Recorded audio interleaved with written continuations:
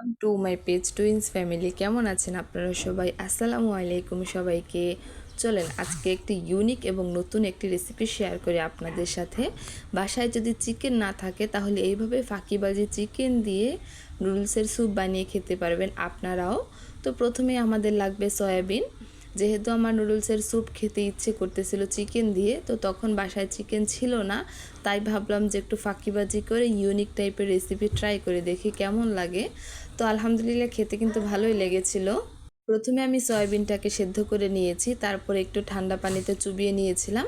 এখন তেল দেওয়ার পর পরিমাণ মতো পেঁয়াজ কুচি এবং একটা কাঁচামরিচ কুচি আমি অ্যাড করেছি।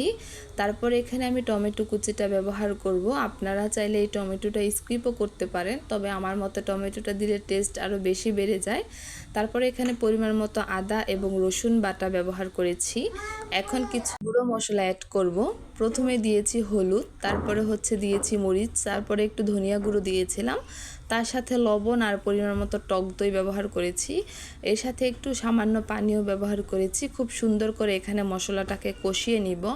নর্মালি আমরা চিকেন যেইভাবে রান্না করি সেম ওইভাবে এটাকে রান্না করতে হবে, তবে খেয়াল রাখবেন এটার মধ্যে টক দইটা ব্যবহার করতে, কারণ টক দই ব্যবহার করলে এটার টেস্ট আরও দ্বিগুণ বেড়ে যাবে। তারপর আমি সেদ্ধ করে রাখা সয়াবিনগুলো এটার মধ্যে দিয়ে দিলাম। এখন আর কোনো কিছুই ব্যবহার করতে হবে না, জাস্ট এই পাশ ওই পাশ খুব সুন্দর করে নাড়াচাড়া করে রান্না করে নেবেন 5 মিনিট। তারপর চুলা থেকে এটিকে নামিয়ে ফেলবেন। এটা চিকেন দিয়ে বানালে এইভাবেই বানিয়ে নেওয়া হবে। আজকে যেহেতু আমি চিকেন ব্যবহার করলাম না, তার কারণে সয়াবিন দিয়ে খাবো। আমি কিন্তু এই রান্নাটা ইউটিউব থেকে দেখেছিলাম, তো প্রথমবার ট্রাই করেছি। মাশাআল্লাহ অনেক টেস্ট লেগেছে আমার কাছে খেতে। আপনারা চাইলেও বাসায় এভাবে বানিয়ে খেতে পারেন। আর আমার রেসিপিগুলো আপনাদের কাছে ভালো লাগলে অবশ্যই ভিডিওটা একটু কমেন্ট করে যাবেন, একটা লাইক দিয়ে যাবেন, পারলে শেয়ারও করে যাবেন।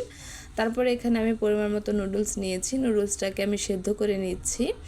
আপনারাও নুডলসটাকে আগে সেদ্ধ করে নেবেন, তবে সেদ্ধ করার পর নুডলসে যে পানিটা আছে ওইটা আর ফেলে দিবেন না। তারপরে এখানে একটু রসুন কুচি, সাথে একটু লাল মরিচের গুঁড়া, সাথে লেবুর রস, আর সাথে নুডলসের যে মশলার প্যাকেট থাকে ওইটা দিয়েছি। তারপরে এই শুকনো মশলাগুলো খুব সুন্দর করে মিক্স করে নিব। তারপর একদম ফুটন্ত গরম তেল এটার মধ্যে ঢেলে দিয়েছি। এখন এটা মিক্স করার সময় কী যে সুন্দর একটা স্মেল আসতেছিল, আপনাদেরকে কি বলবো। এডিট করার সময় আমার জিভে আবার পানি চলে আসতেছে। এখানে অনেক সুন্দর একটা স্মেল আসতেছিল। তারপর আমি নুডলসগুলোকে দিয়ে দিলাম। দেখতেই পাচ্ছেন নুডলসটা কিন্তু এখনও গরম, ধোঁয়া উঠতেছে।